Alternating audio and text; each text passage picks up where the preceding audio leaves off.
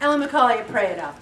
And you know, some people said to me, well, I have a lot more to lose than 10 pounds. And 10 pounds isn't a big deal at all. And I want to tell you why losing 10 pounds is a big deal. Because already, if you lose 10 pounds, you can reduce your cholesterol by 10%.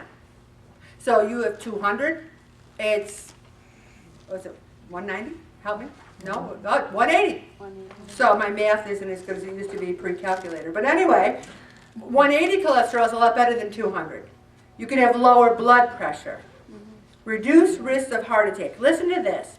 Just a 10-pound loss can reduce your risk of a heart attack by 50%. That's huge, everyone. Huge. It reduces the risk of dementia. Most people don't realize that nearly half of America has too much visceral fat. This fat that's around your internal organs and your abdomen. That's the first weight you lose when you lose. Ever notice that your pants are a little looser first? You know, you don't say, oh my gosh, my face was fat and my rest of my body is, but I just lost 10 pounds in my face. You don't lose 10 pounds in your face right away. You lose it right here first. But that visceral fat contains cells that release inflammation-causing chemicals in the body, which can cause memory loss and increase your chances of developing dementia. I never knew that. Did anyone know that? No. So, I think that's important to lose 10 pounds and try to avoid. This isn't a scare tactic. It's more like the benefits you get from 10 pounds. Sleep apnea. I'm not going to have people raise their hands, but if you find yourself snoring, trying to breathe a couple of times in the night, the more weight you lose, you widen your windpipe. Reduce joint pain. It's common sense. Being overweight puts huge pressure on your joints. Listen to this. For each extra pound of excess weight on your body, you add 3 times that amount of pressure on your knees. Also, that reduced risk of cancer. 8 pounds can significantly reduce the levels of carcinogenic hormones. It reduces the chance of you getting diabetes by 60%. Am I got any believers yet? This is huge. And we're going to spend a great deal of time on number 9. It's improved sex life.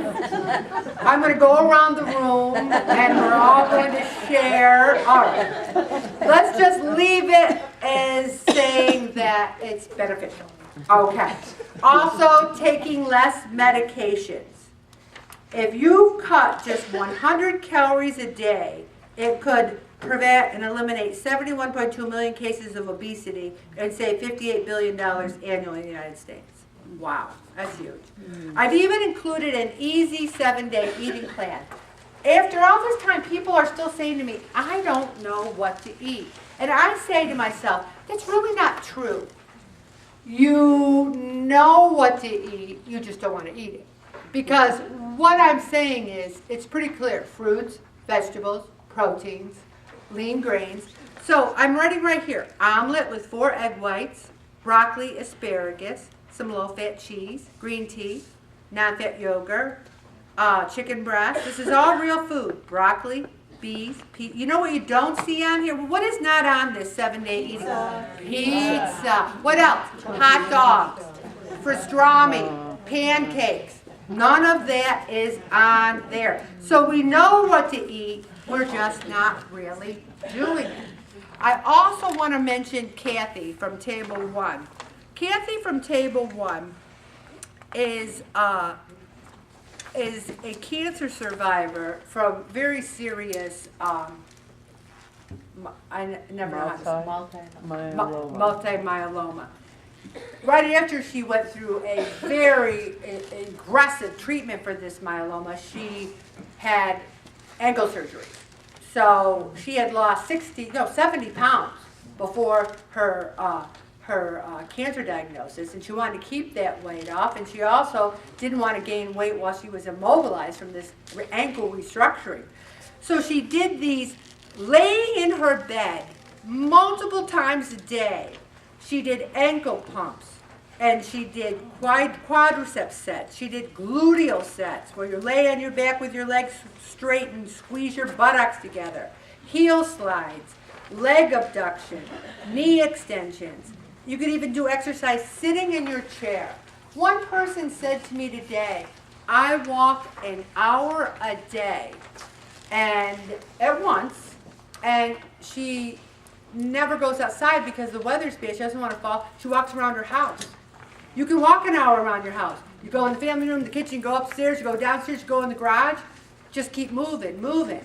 And some people say to me, well, I'm a teacher. I exercise by standing, I walk all day. And what I say to you to this is, your body's used to that.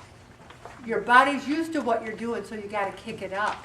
My husband walks 1 million steps a day with his job, but his body's used to that, so he's got to do something a little bit more cardio. Is it fair? No, but it's true. One of the things I also want to mention is that a lot of people are seeing pretzels. I see so many pretzels, and they say to me, they're fat-free. They're fat-free. But pretzels really are a good snack because they're sodium, even if you get them without the sodium. They're a carbohydrate that is a simple carbohydrate. Check the ingredients on the bag. There's usually a ton of chemicals involved. And it's a trigger food. You know, you'll say, well, I'll only have 10 pretzels. Well, maybe I'll have 20. Maybe I'll have 30. I say if you really want a snack, try something natural like a fruit or yogurt, etc. Also, Lent starts February 14th, and I really want people starting to think about what they want to do for Lent. And I don't mean give up chocolate. I don't mean, you know, oh, I want to lose 10 pounds.